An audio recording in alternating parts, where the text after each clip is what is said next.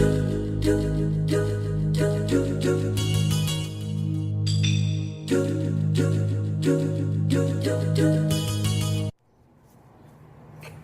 guys, Jared here, and got a question for you all today. Another community question. These seem to be working out pretty good. We're getting a lot of good back and forth going on.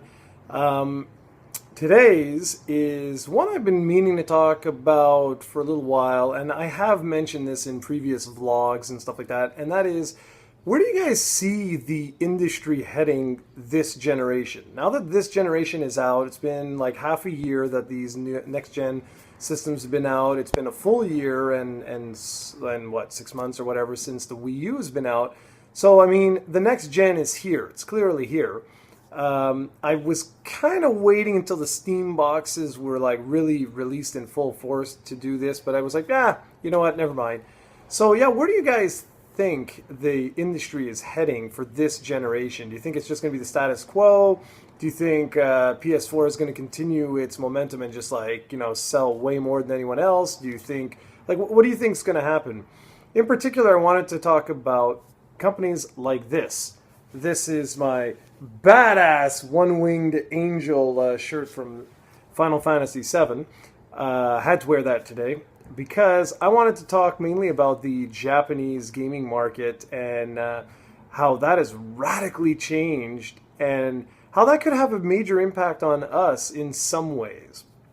So if you guys want to focus on the console side, by all means, go ahead. If you want to focus on the PC side, saying that PC is going to overtake, if that's what you believe, by all means, this is a community question. But for this particular community question, I didn't want to focus so much on hardware. I wanted to focus more on Japanese game development as a whole.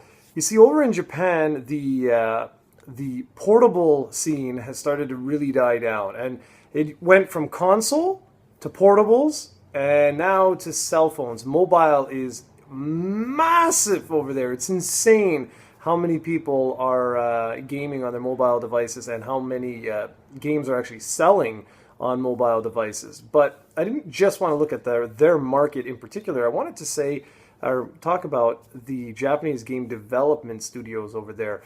Guys like Square Enix, companies like Square Enix, Capcom, Konami, some of the founding fathers of the video game industry are now really struggling. Look at Square Enix. I mean, they're pretty much developing titles solely for Japan, and only a couple are they bringing over to North America because they're like, whatever, it doesn't really matter. The Eidos brand that Square Enix bought is sort of like their version of Square Enix for North America. In other words, the company is focusing a lot on Japan for its internal studios, and for the Eidos brand, it's focusing on North America and Europe. Do you know what I mean? Like, it's almost like they've divided the company in half. And if you think I'm joking, I'm really not. If you look at the amount of titles that Square Enix has been releasing, it's crazy how many are in Japan, especially for mobile devices and stuff. It's just insane. So I'm wondering, what's going to happen moving forward? If you think of it, you got to cater to the worldwide market, right? But what if your hometown now, where you're used to bread and butter used to be, which was a while ago, granted, but if they're not into consoles anymore, take Square Enix, you're going to release Dragon Quest XI on a home console, even though the home console market is not dead, but it's just a former shadow of its former self. It's a shadow of its former self. Good Lord, I'm having problems speaking today.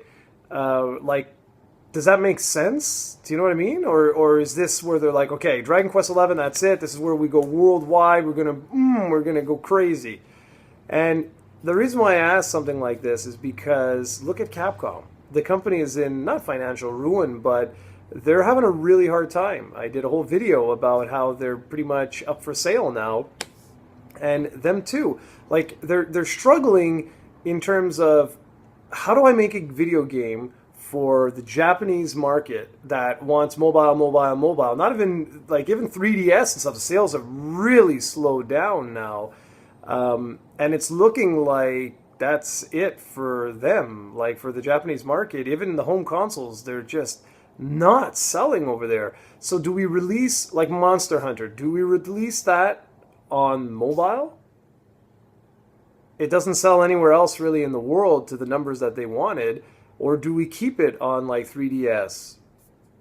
You know what I mean? Like it's weird. It's a very, very difficult challenge that the Japanese game studios have right now. Konami has been the one where they're like, okay, we're going to focus worldwide, like for their Metal Gear Solid and other titles like that. But look at the games in development. There are not many.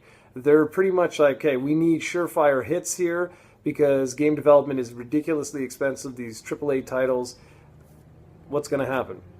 And that's it. You've got Square Enix, you've got Capcom, you've got Nintendo. There's many others. I know there's Atlus, there's Nippon Ichi, there's Nintendo, there's tons of others. But I just wanted to say that, do you see how challenging that is for a Japanese game developer? It's not easy because here in North America and in Europe, clearly consoles still reign supreme. We still really enjoy that.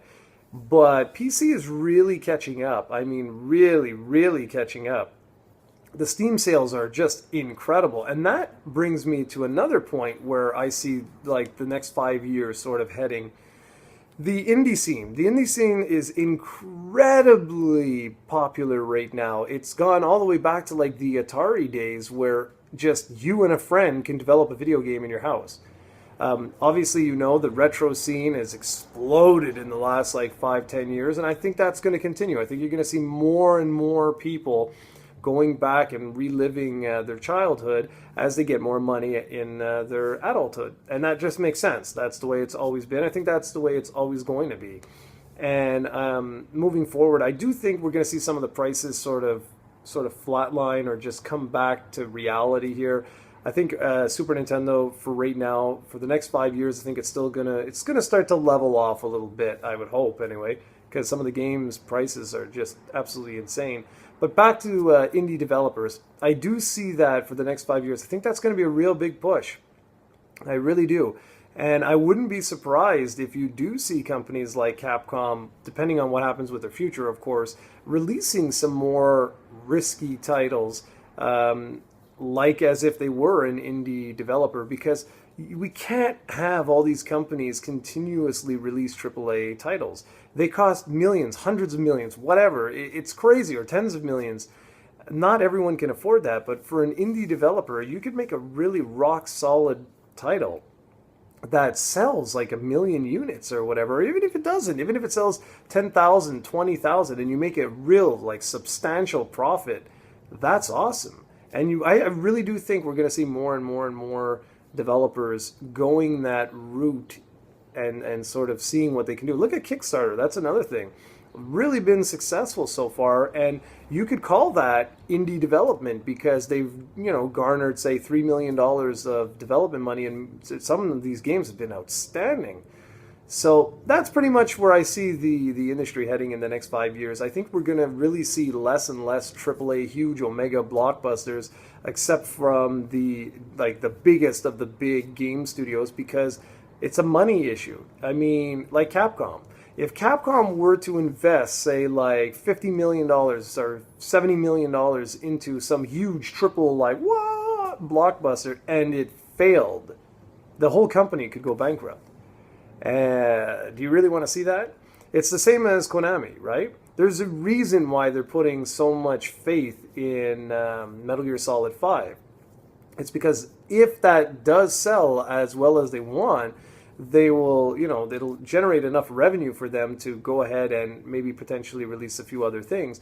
But it's sad because some of these developers years ago, man, they used to pump out quality title after quality title. And clearly those days are gone unless they start to, make smaller teams, release much lower budget releases, but still quality games. So we'll see what happens. Now I pose the question to you. What do you think is going to happen to the video game industry over the course of this generation? When I say this generation, I always mean 5 years, something like that. So you can include PC, you can include portables, you can include consoles, you can include, like I did, just different studios. All up to you. So that's pretty much it, guys. Thank you very much for watching. And I'll be back soon with another video.